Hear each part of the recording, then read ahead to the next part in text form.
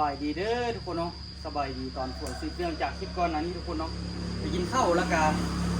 ที่มาใส่บ้านปองเยี่ยมแล้วเด้อมื้อนี้ใส่บ้านปองเยี่ยมแบบสิไปกอเนาะใกล้ละใกล้สิได้เห็นใกล้สิแล้วละใกล้สิเห็นความจริงละขึ้นจากเสาหนึ่งก่อนเนาะเดี๋ยวจึงขึ้น40แล้วพอเนาะเสา40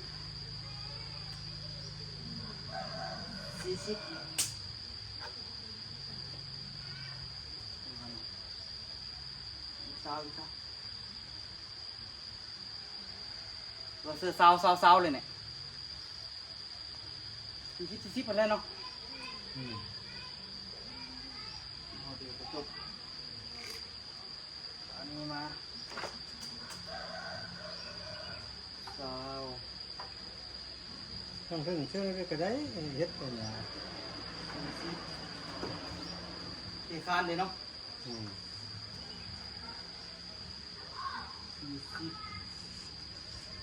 มาดาวรายการต่อมันกระแทกขาดนะ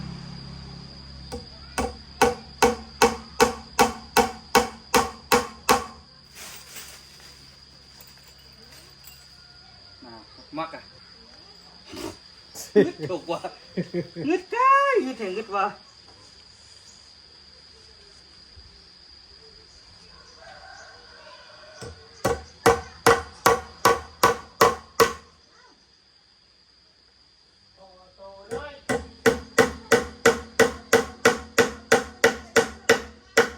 เฮ็ดได้แล้วก็จ่ายไว้เนาะทุกคนค้ำไว้แล้วกันก็กว่านั้น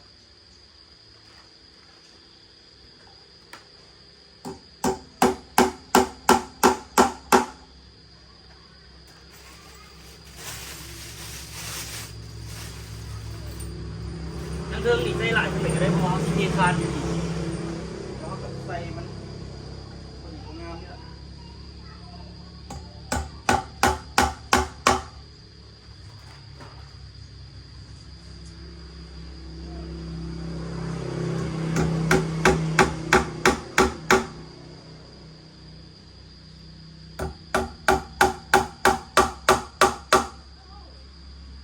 แค่ข้างๆต่อแล้วก็ที่เอาขึ้นมาเล่นคนมาเลยเนาะ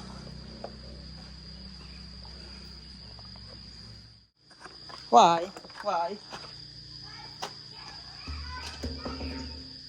แล้วก็เอานี่ขึ้น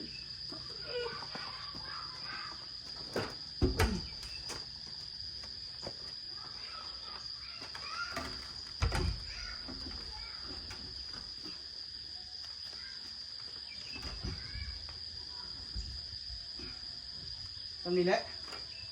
ไปเนี่ยฮะตรงคลางนะมันก็จะได้อยู่ระหว่างการเสาบอกดีที่เรื่องหัวนอนกลางหัวนอนเลยนับประมาณนี้นี่ดูฮะนับประมาณนี้นี่ดูมันที่เทียบนะเที่ยว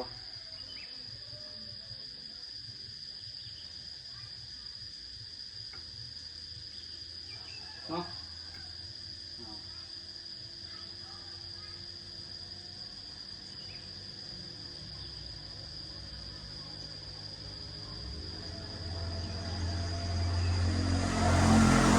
ไปตีก่อน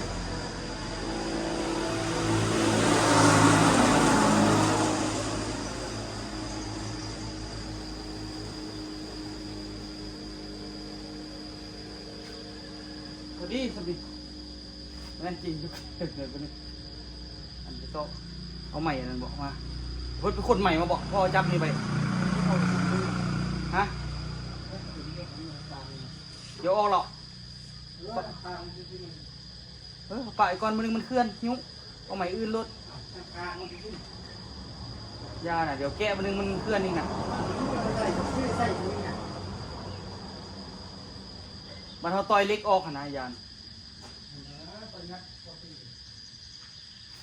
โอ้เกี่ยวดิเกี่ยวมันสิรุดดิมันตอกเนี่ย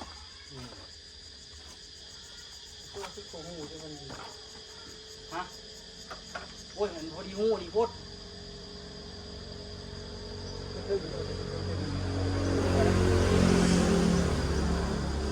หลังนิดนึง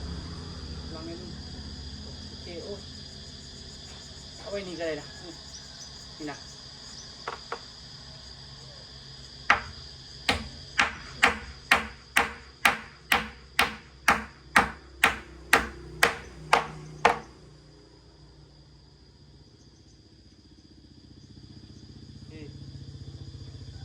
สบายใจแบบนี้มีแต่มาตีตัวนี้เราก็จับทำเพียงแล้วก็เกี่ยมกอต่อเลยง่ายๆเนาะ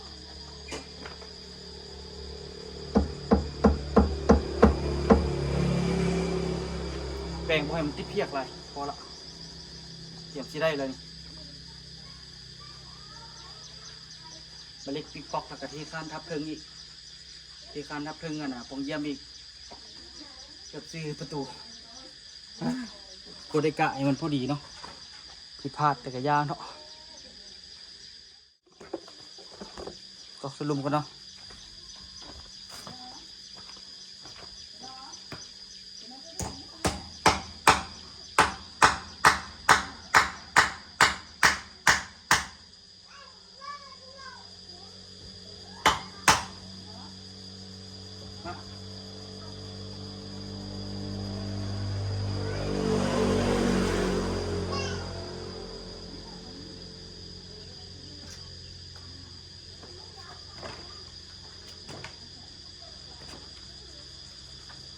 เนาะ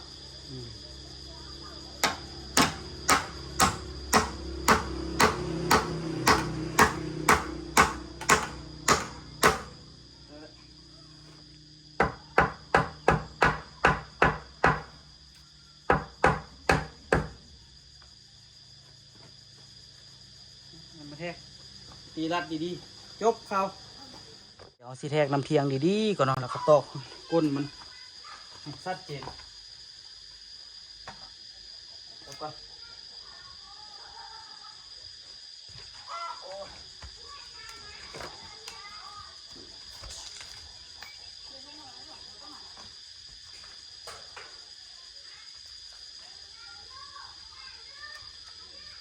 เป็นกลางเลยเนี่ย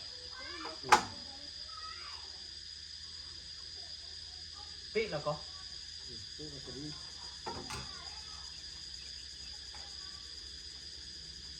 พอดีเลยพอดีดีจะบอกเห็น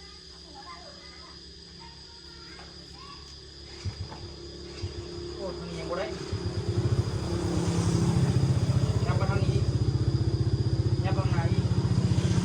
ยับไปทางคุณวะเอาทางเรื่องนี้ยับเอียงมาทางนี้ไปอีกเพื่อนนั่นเอง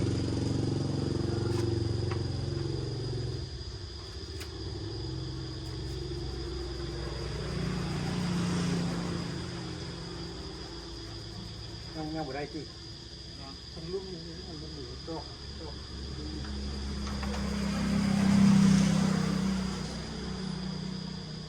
ตรงนี้มีใดๆนะใดแล้วนี่ประเทศใดแล้วตอนนี้นะ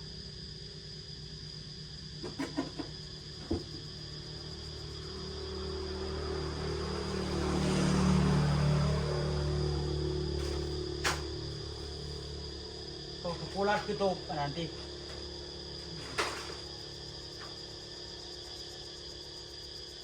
เฮ้ยตะปูนะโถงตะปูอยู่พี่นะ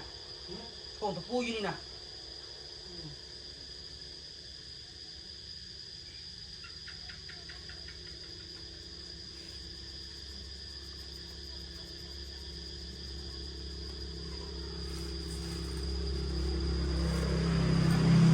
เฮ้ยโต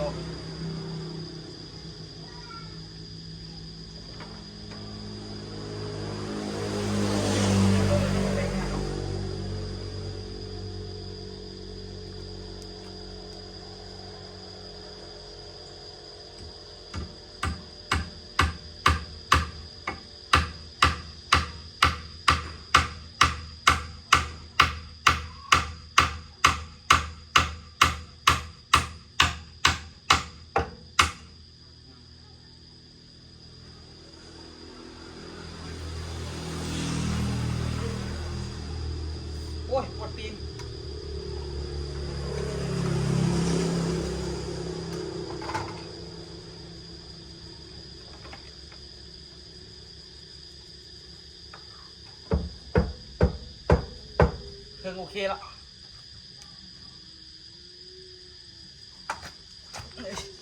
โอ้ยเจ็บตีนทุกคนสุดสิตั้งอันนี้ได้เที่ยง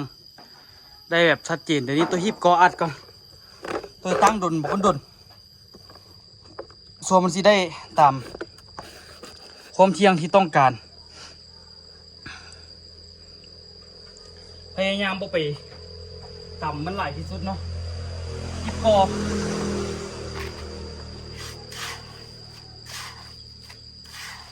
แค่ได้อย่างเดียวคือฮิปกอตอนนี้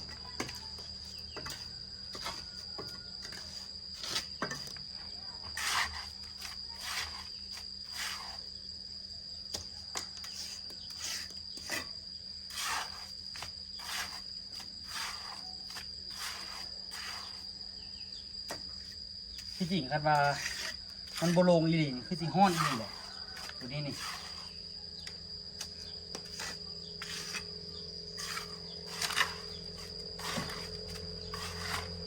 พยายามบ่ไปต่ำไม่มันเนาะ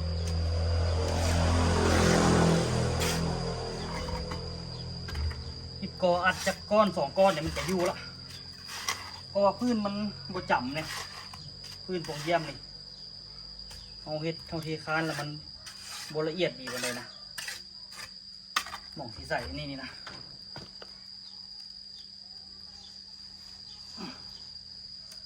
โอ้ตามโพดยุ่งอะไรเลยนี่ก็ได้เนาะ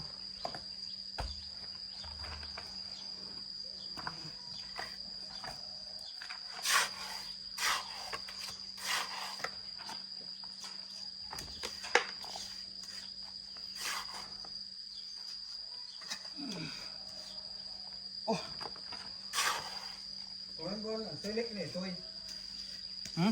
เธอเล็กยังถึงคานถึงคานถึงหัวคานนี่เธอเล็กที่ยังสิดิไม่แน่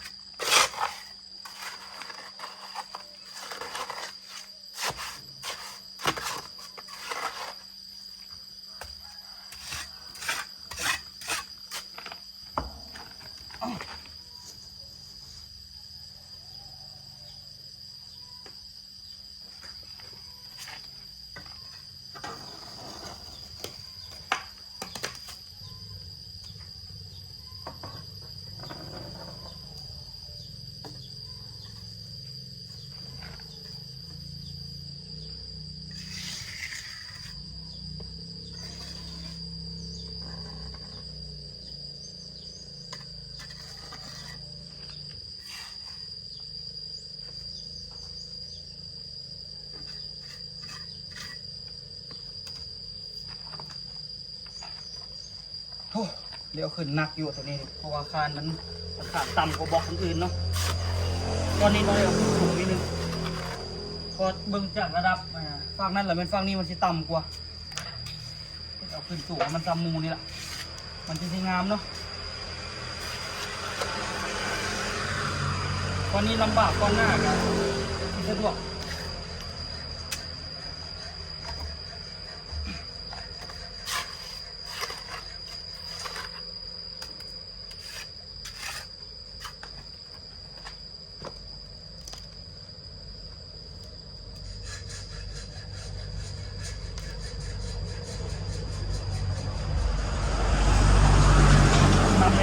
ยามันเดี๋ยวก้อนหนาต้องจึงปั๊บออกยกออกมันกับโบเบิร์กละ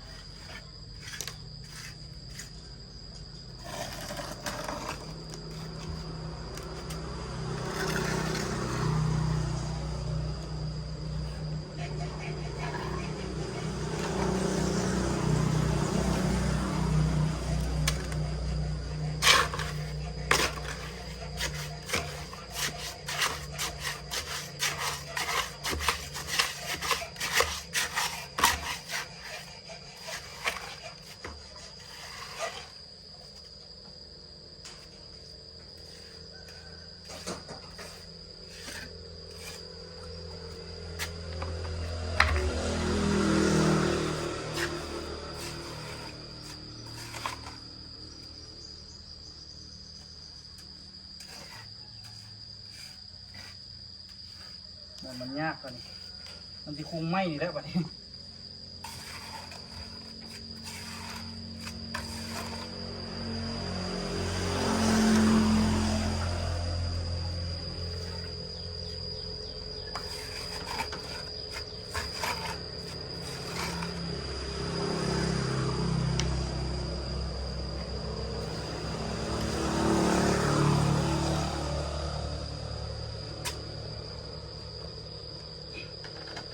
ตอนนี้ก็ใกล้สิได้ค่ำมันละใกล้สิได้ค่ำเสาละค่ำเสาแล้วก็สะดวกละ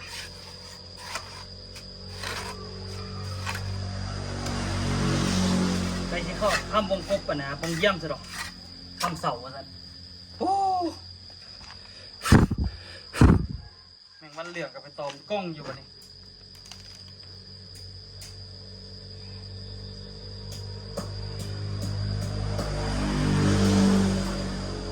บ่ได้เน้นเลยก็วางซื่อๆ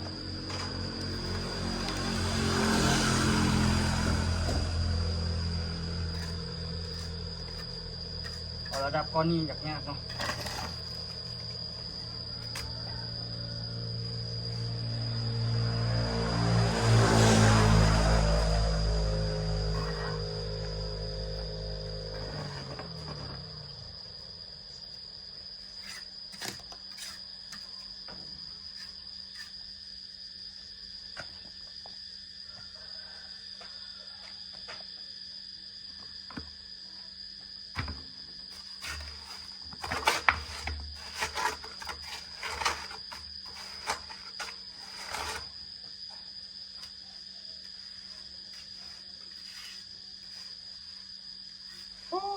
ยันยุ่งอยู่เด้อยันเล็กตัวนี้มันสิมาคัดกันนี่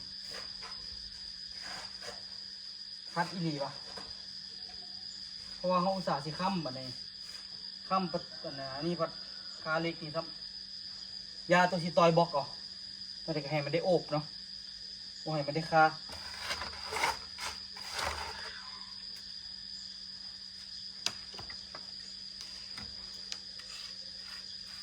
ว่าให้มันกระทบกระเทือนหาวงกบเท่าไหร่ที่สุดนะตอนนี้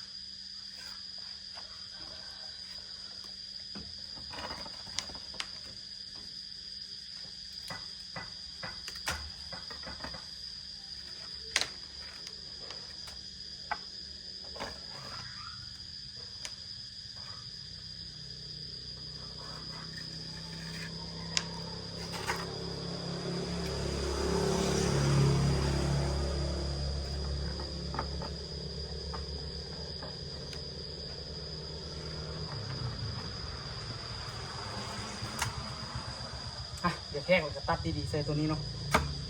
ตรงนี้เลยมองสำคัญเป็นข้างหลังพูดตุ้ยเป็นข้างในเอาหนึ่งหัวมาเขาทั้งเลยเลยมันเข้ามาเลยเด้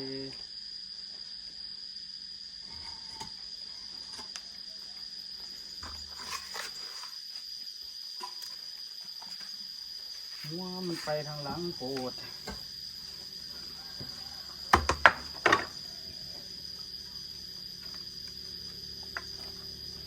แบ่งตัวนี้ก่อนตัวนี้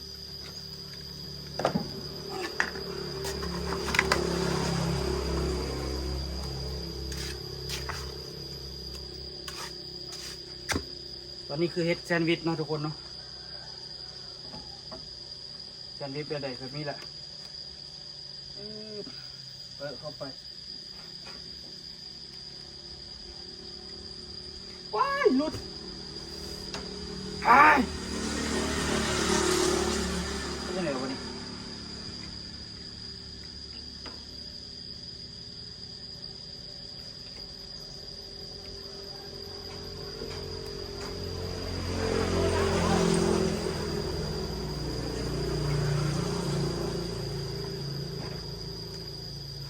งูมันพอดีเป๊ะเลยแต่ว่ามันหลุดละลงไปเก็บก็หรือว่าจะไล่ดี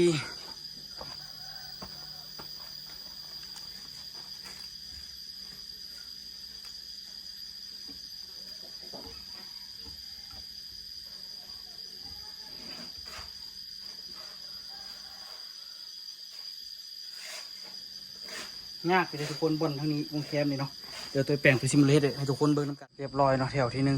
นี่เปิดอันเดียวจบเลยวันนี้มาต่อตัวนี้แล้วก็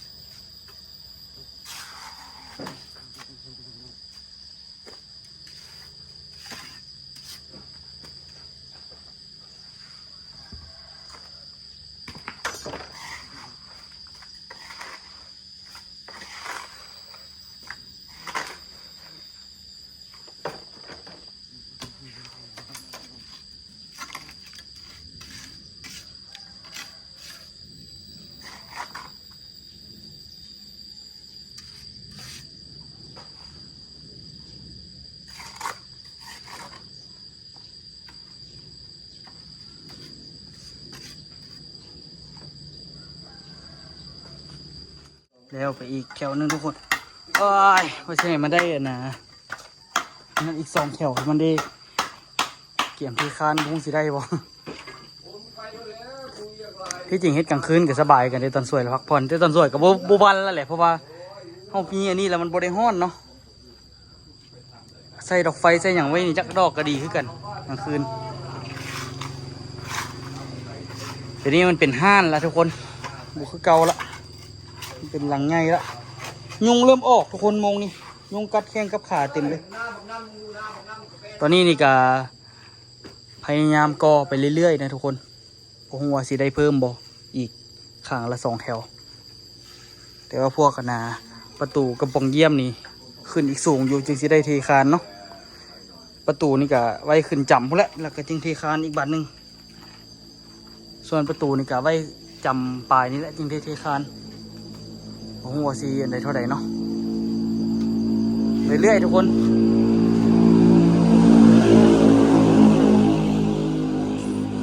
เสียดายที่ปลายนี่กับอันนี้มันบ่ซ้ำกัน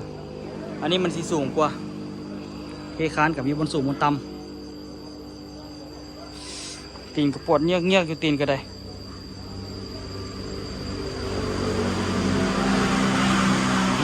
เดี๋ยววันนี้แล้วเราก็ขึ้นเพียกเลยเฮ็ดต่อเลยเนาะได้เพิ่มไปอีก2แถวและฝนมันก็เริ่มตกอีกเนาะเดี๋ยวเราสิไปกอแถวต่อไปต่อน้องลุ่มพุ่นบาดีบาดีบาดี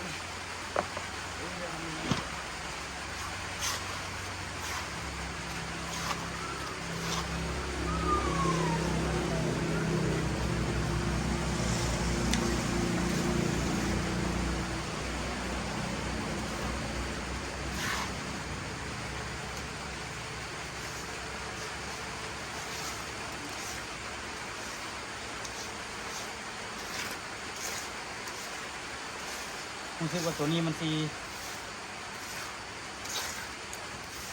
ต้องการแบบประมาณบสูงหลาย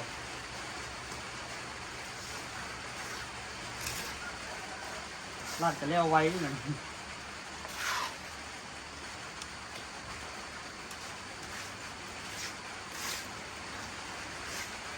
เดี๋ยวบล็อกคนบล็อกมันเนาะจัดเลยพญาต้นตาลมาอย่าง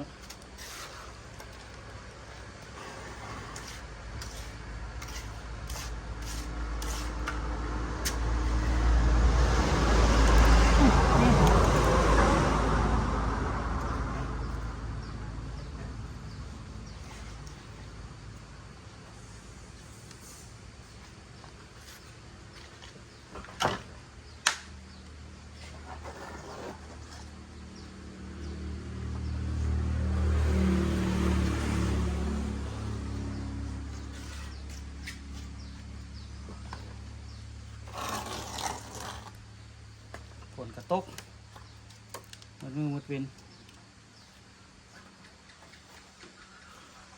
แต่บ่ฮู้ว่าความบังเอิญหรือความโชคดีเฮ็ดหลังคาแล้วนี่ฝนตกเอาได้เอาว่า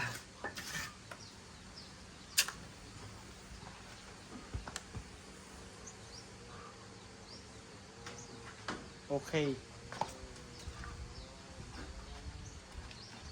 เอาให้ยังมา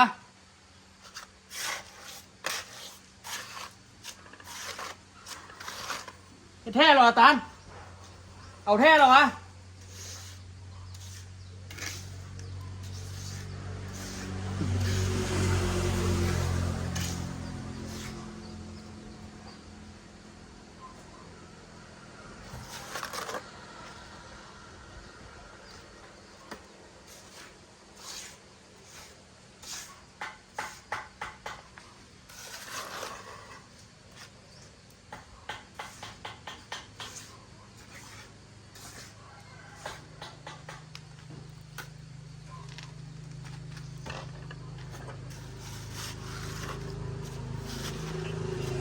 ต้นตาลนะ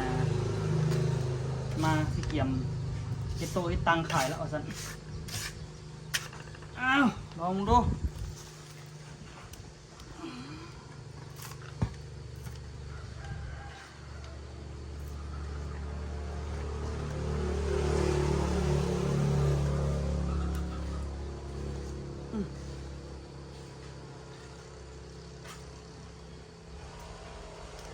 ทางนี้นี่เพราะแต่หย่องสิเพราะว่ามันน่ะนะมันสูงแล้วนะทุกคนปูนเกือบบได้ใส่มีแต่ห้องพื้นในเดียวหนึง